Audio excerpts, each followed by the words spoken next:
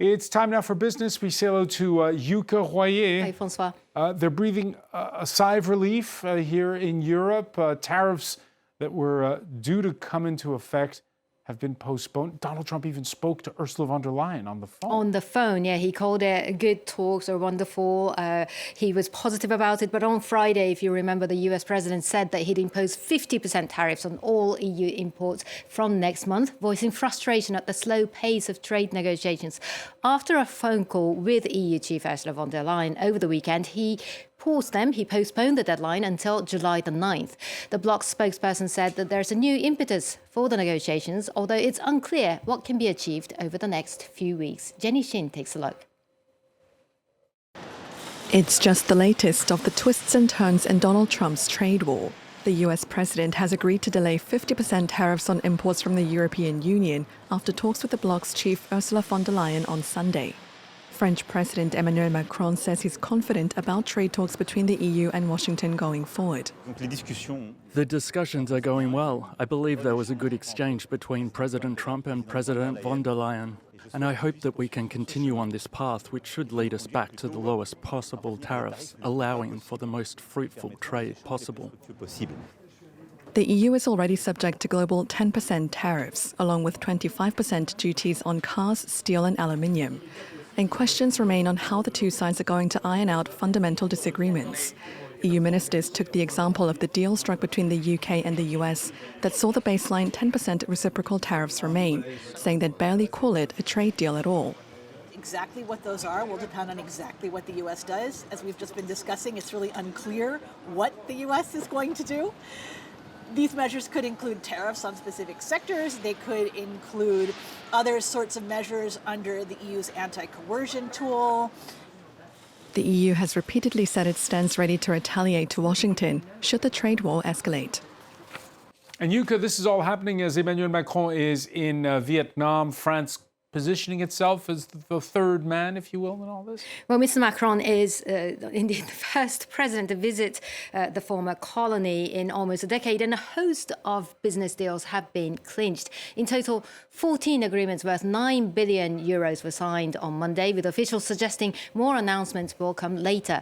They include the purchase of 20 Airbus A330neo wide-body jets by low-cost airline Vietjet, adding to the plane maker's 86% share in Vietnam's fleet. Airbus's Defence and Space Unit also agreed to cooperate on satellites. Meanwhile, maritime transport giant CMA-CGM has signed a deal to build a deep-water container terminal in North Vietnam by 2028. Now, Vietnam is among the world's fastest-growing economies. GDP expanded even during COVID, and last year grew at a solid clip of over 7%.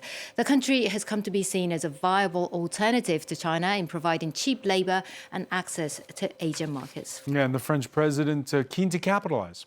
On current uncertainties. Now, Macron's visit comes against a very different backdrop from a state visit to France by then Vietnamese President To Lam last October.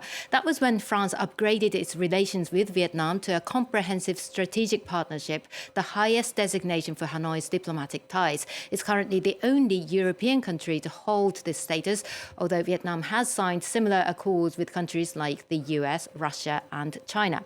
Now, Donald Trump's trade policies have made Vietnam a more attractive risk hedge for the West, but also a target of new 46% US tariffs currently suspended. Like others, Hanoi is negotiating a deal with Washington, and with an economy heavily dependent on exports to America, it has signaled major concessions like fast-tracking a planned Trump Gulf resort. It may also purchase hundreds of Boeing jets, something that would threaten Airbus's dominance there with an 86% market share currently. Now, Emmanuel Macron used the opportunity to make a renewed push for Europe. In an increasingly unstable international environment marked by the erosion of the pillars of the global order, there is an urgent need to give even more substance to this special partnership between states and organizations that share a commitment to the multilateral framework and to international trade based on robust rules. Okay, and the market jitters for Europe subsiding. How are the markets react? Well, Donald Trump's threat of 50% tariffs against the EU last Friday roiled markets once again. And the pause announced on Sunday lifted European stocks and currency. Paris's CAC 40 closed the day up 1.2%. Frankfurt's DAX rose more than 1.5%. London was closed for a bank holiday today, and US markets are also closed for Memorial Day Monday. The euro rose to a one-month high against the US dollar, and the Eurozone bond yields held steady amid a tariff threat respite, as we saw earlier. All right, it's not all good news, though, in Europe, particularly, once again, the auto industry. Well, the Swedish car maker Volvo says that it will cut 3,000 mostly white-collar jobs, representing around 15% of its office staff. Now, Volvo has been grappling with high costs and slowing demand for electric cars, coupled with global trade uncertainty.